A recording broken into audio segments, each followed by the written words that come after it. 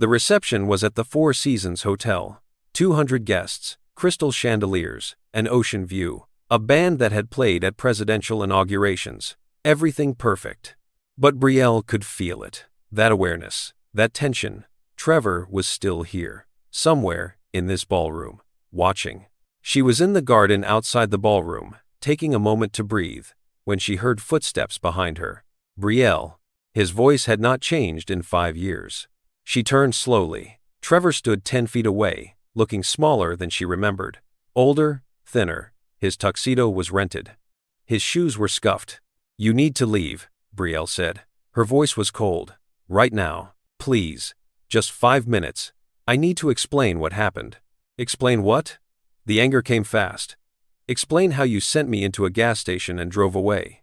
Explain how you locked me out of my own house. I know what I did was wrong, but you do not understand the situation. I do not care what situation you were in." Brielle, 3 weeks before that day, a woman named Cassidy walked into my office. Trevor's voice cracked. "She worked in my company. We had been having an affair for 6 months, and she told me she was pregnant, with my baby." The words hit Brielle like a physical blow. "You cheated on me." She came with ultrasound pictures, DNA tests that showed I was the father. She was 4 months along. Trevor was crying now.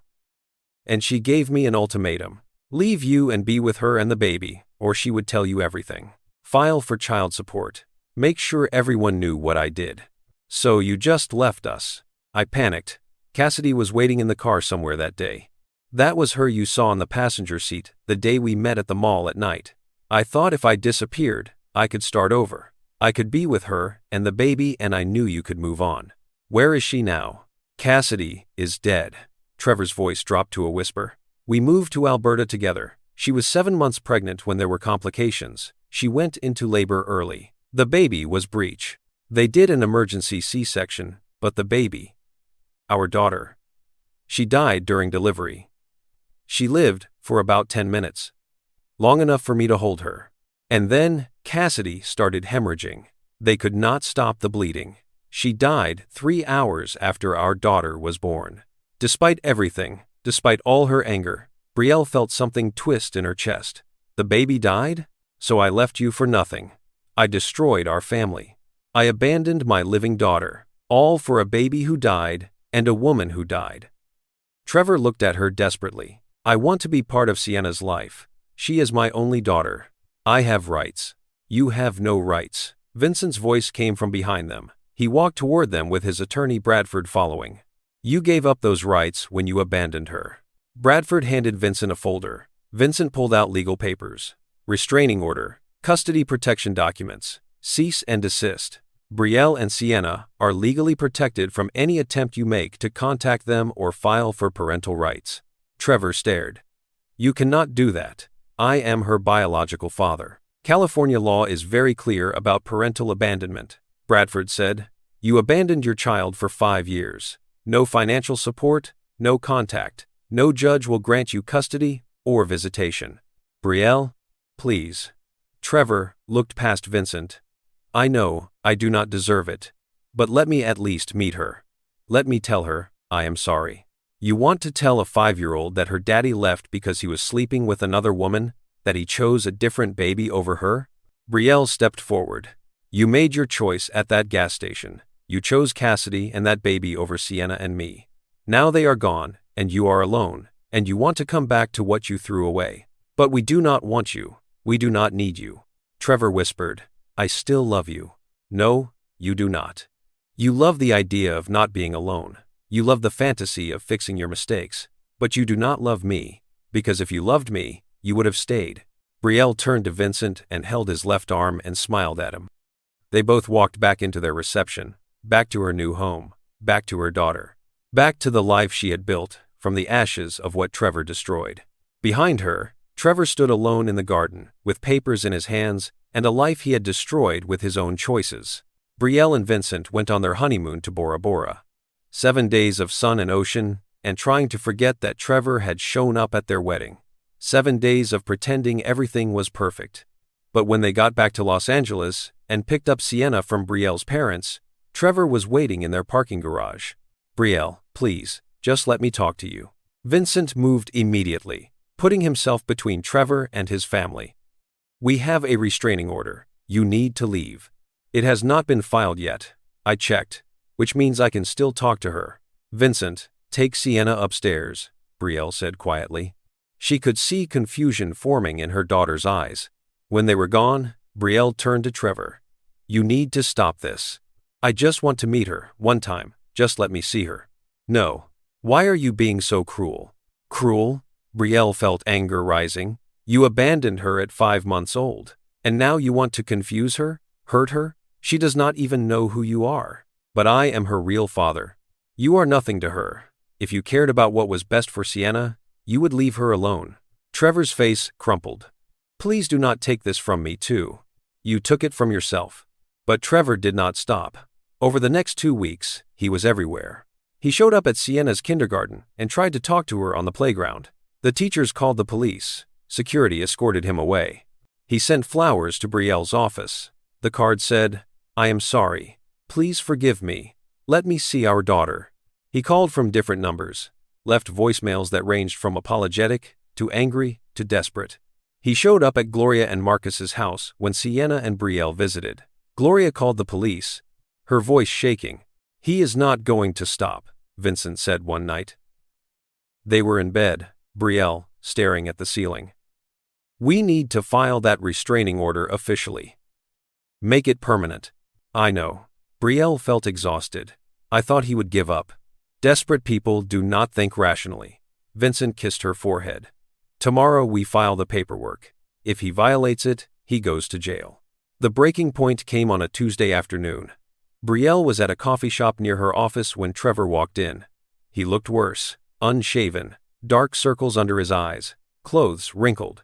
Brielle, he slid into the chair across from her. Please, just hear me out. Trevor, you need to leave. I am not trying to take her from you. I just want a chance to know my daughter. His eyes were red. I have been in therapy 3 times a week. I am on medication. I am trying to fix myself. Please give me a chance to prove I have changed. Brielle looked at this man who used to be her husband, and she felt something unexpected. Pity. Trevor, I am glad you are getting help, but that does not mean you get access to Sienna. She is 5 years old. She needs her father, Trevor said with his voice more steady now. She has a father figure. Vincent is there for her every single day. He is the one who shows up. But I want to make it right.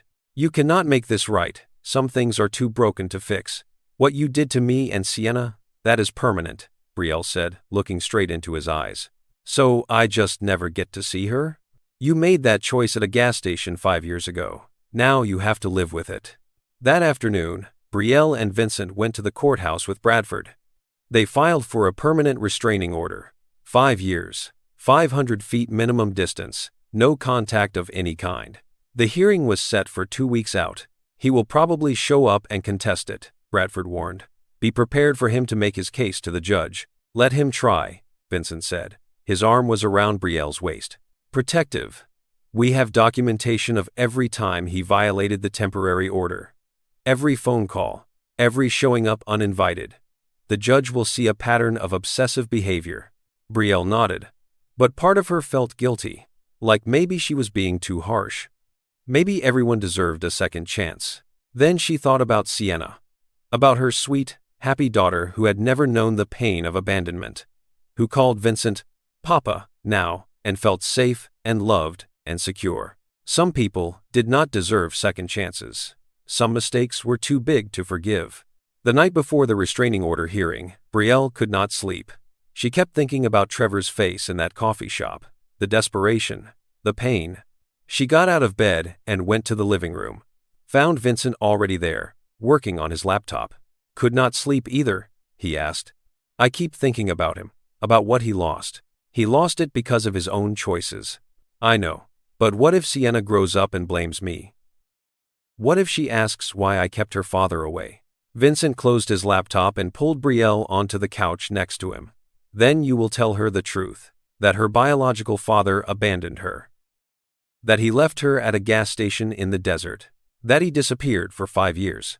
And that when he tried to come back, You protected her from the chaos he would have brought into her life. What if that is not enough? It will be enough. Because Sienna will see that she had a mother who fought for her, who survived hell to give her a good life, who married a man who loves her like his own. That is more than enough. Brielle leaned against Vincent's chest and let herself believe him. Because what other choice did she have? The morning of the restraining order hearing, Vincent made coffee and sat Brielle down at the kitchen table. There is something I need to tell you before we go to court today. Something about why I really hired you 3 years ago. Brielle felt her stomach drop. What do you mean? When you told me your story at that catering event, I did a background check on you. Standard practice for everyone I hire. Vincent's voice was careful. And when I saw your marriage records, your ex-husband's name, I recognized it. Recognized it how? Ronald Montgomery, Trevor's father. He was a commercial real estate developer who ran an investment scheme in the early 2000s. He took money for fake development projects and laundered it through offshore accounts. Vincent's eyes filled with pain. My younger brother Daniel invested $50,000 with Ronald in 2004. His entire savings. When the FBI seized everything, and Daniel lost it all, Vincent stopped. He killed himself 6 months later. He was 26 years old. Brielle felt like the floor was disappearing. Oh my God. I have spent almost 20 years trying to find everyone connected to Ronald Montgomery's operation. When I realized your ex-husband was his son, I saw an opportunity. Vincent took her hands. I wanted information about where Trevor was, what he knew about his father's crimes. In the beginning, yes, I hired you thinking maybe you could lead me to him, so you used me. At first. But then I got to know you. I saw who you really were, how strong, how you rebuilt yourself, and I fell in love with you. By our first date, Trevor and his father were the last things on my mind. All I cared about was you and Sienna. When were you going to tell me this? Maybe never. Maybe I was going to take it to my grave, but with everything happening now, I could not keep lying. Vincent's voice broke. I love you, Brielle. The last 3 years have been the happiest of my life. Please tell me I have not destroyed that. Brielle stood up and walked to the window. Looked out at the Los Angeles skyline. Tried to process what Vincent had just told her. Their whole relationship had started because of Trevor. Because Vincent wanted revenge for his brother. She had been a means to an end. Do you still want revenge? She asked quietly. No, I want to protect our family. That has nothing to do with my brother anymore. But you investigated Trevor. You had papers ready at the wedding. You knew exactly what legal moves to make. Because I knew he would not give up, I used my resources to protect you and Sienna. I would have done that for anyone I loved. Brielle turned to look at him. Do you really believe that? Or are you lying to yourself? Vincent was quiet. Then, maybe part of me wanted to hurt him the way his family hurt mine. But I swear, that is not why I fell in love with you. You and Sienna are my family now, and I would give up everything if it meant keeping you safe. Brielle spent the next hour thinking. She watched Vincent with Sienna through the doorway. Watched him help her pick out clothes for the day. Watched him make her laugh. Watched him be the father Trevor never was. And she realized, Vincent had shown up every single day for 3 years. He had protected them, supported them, loved them without conditions.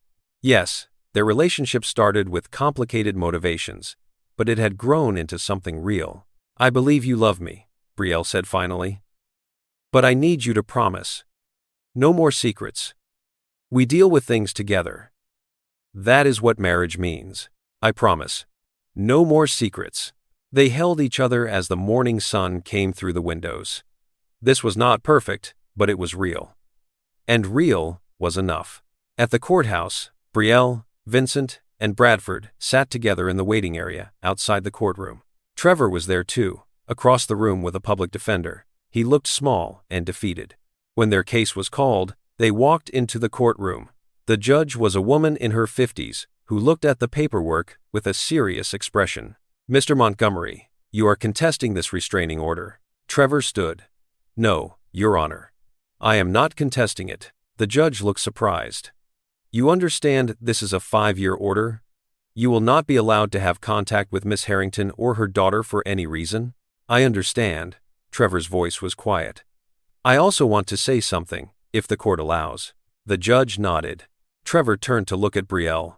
I am sorry. For everything. For abandoning you at that gas station. For locking you out of our home. For trying to force my way back into your life when I had no right." His voice cracked. "You were right. I do not deserve to be Sienna's father. I am not going to fight this anymore. I am going to accept the consequences of my choices." The courtroom was silent. "I just have one request. When Sienna is older, if she ever wants to know about me, please tell her the truth.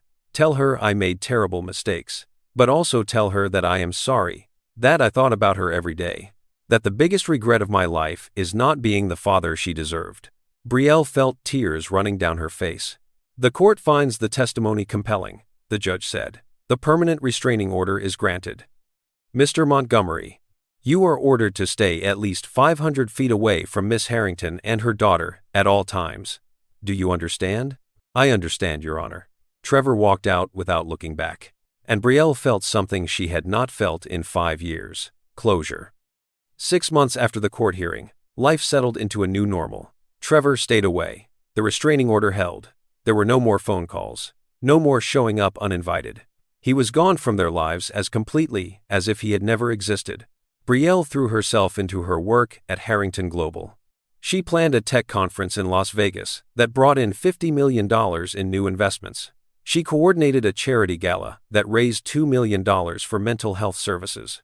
She was good at her job, really good.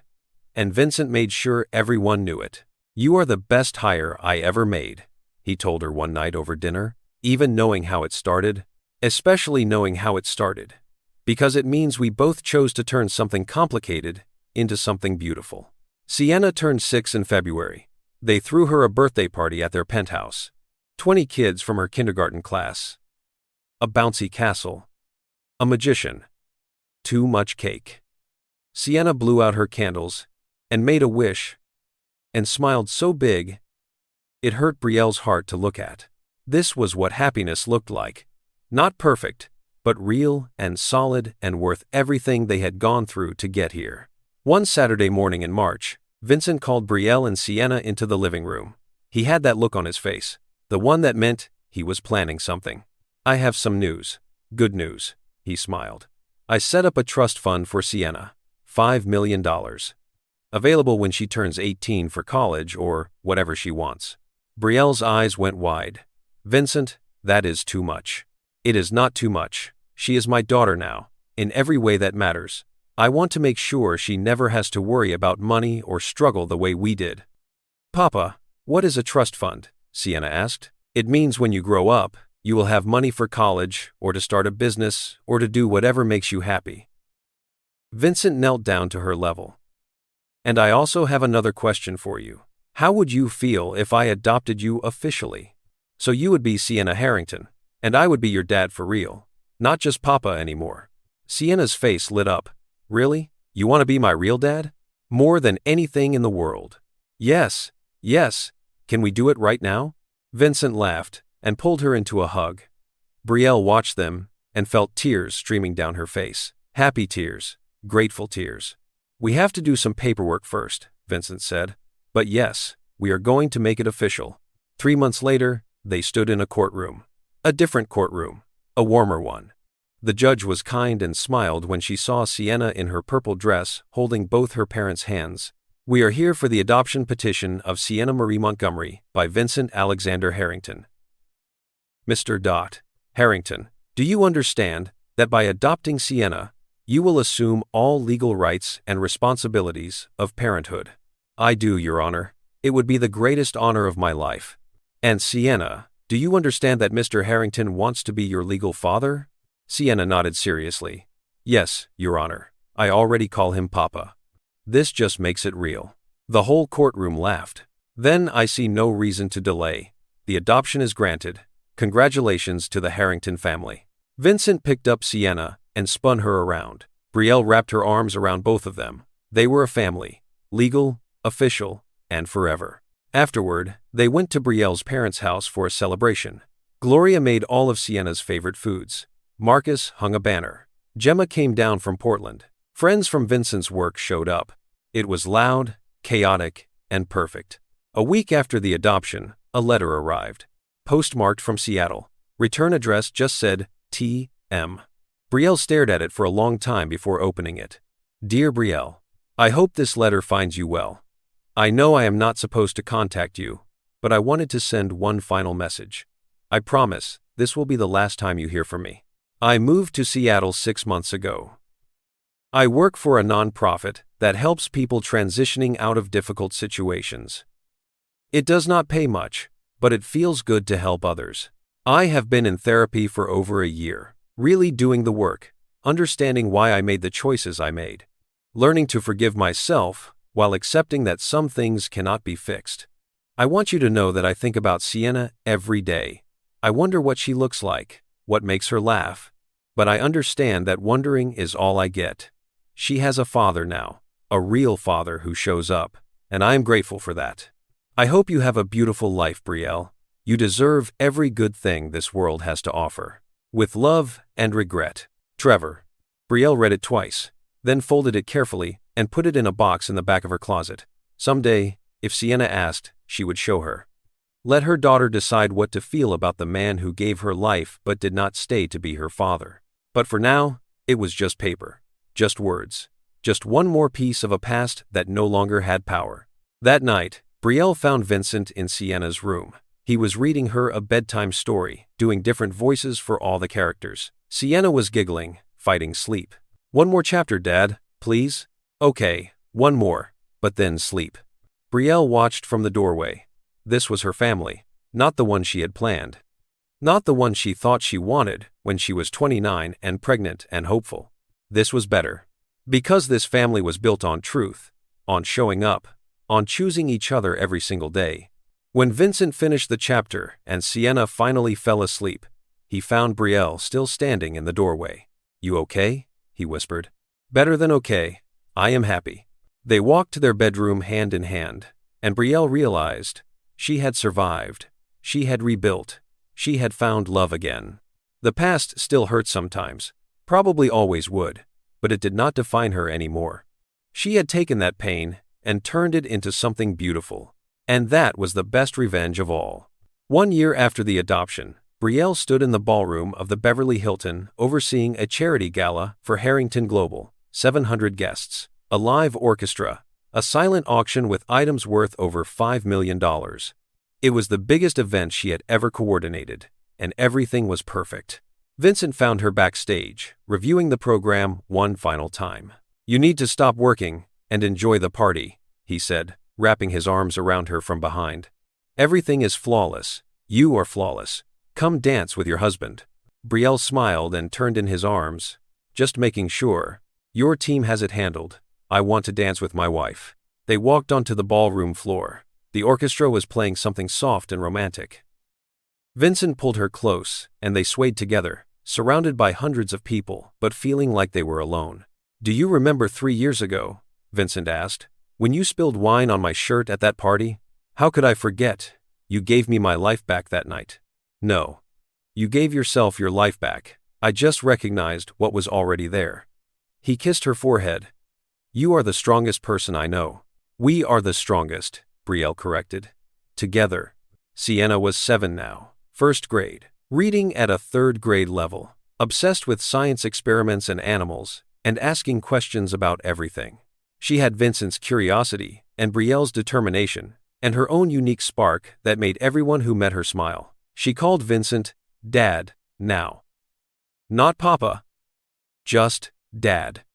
Simple, perfect, and real. She never asked about Trevor. Never wondered why she did not have a biological father in her life. Because how could you miss something you never had?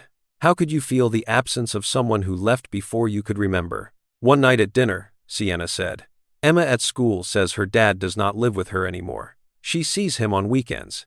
That is weird, right? Some families look different than ours, Brielle said carefully. Some kids have 2 houses. Some have just a mom or just a dad. Some have 2 moms or 2 dads. There is no one right way for a family to be. But our way is the best way, Sienna said confidently, because we are all together. Brielle and Vincent looked at each other across the table. Yes.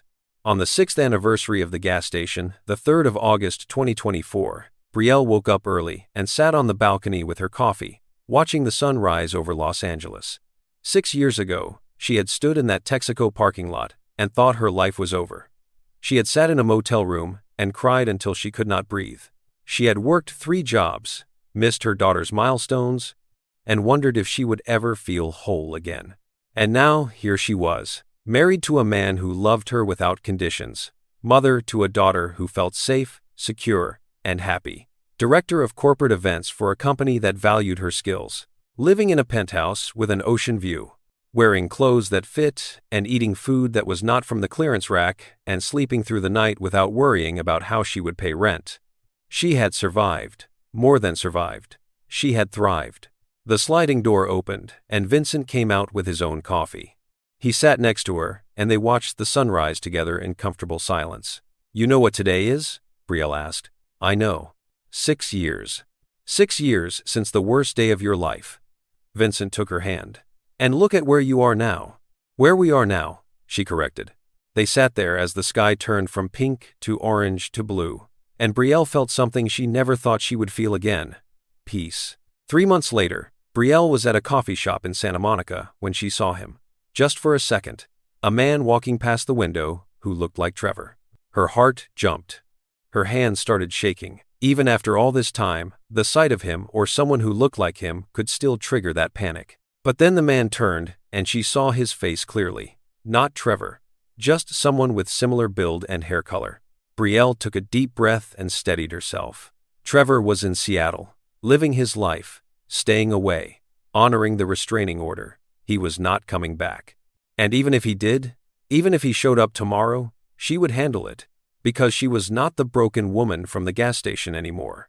She was not the desperate single mother working 3 jobs. She was not the person who could be destroyed by one man's choices. She was Brielle Harrington. Wife, mother, professional, survivor, warrior. And nobody, not Trevor, not anyone, could take that away from her.